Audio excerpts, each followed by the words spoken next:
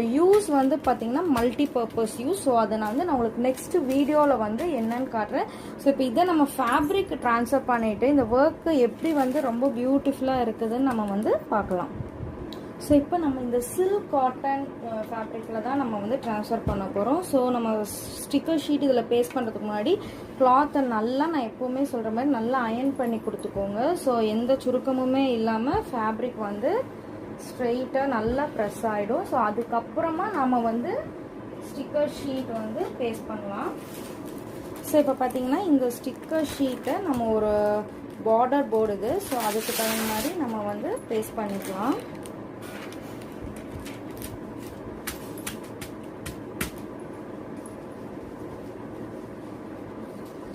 so just paste பண்ணிவிட்டு இது மேலே ஏன்னா இது நல்ல கிளாஸ் மெட்டீரியல், இந்த ஸ்டோன்ஸ் பார்த்தீங்கன்னா நல்ல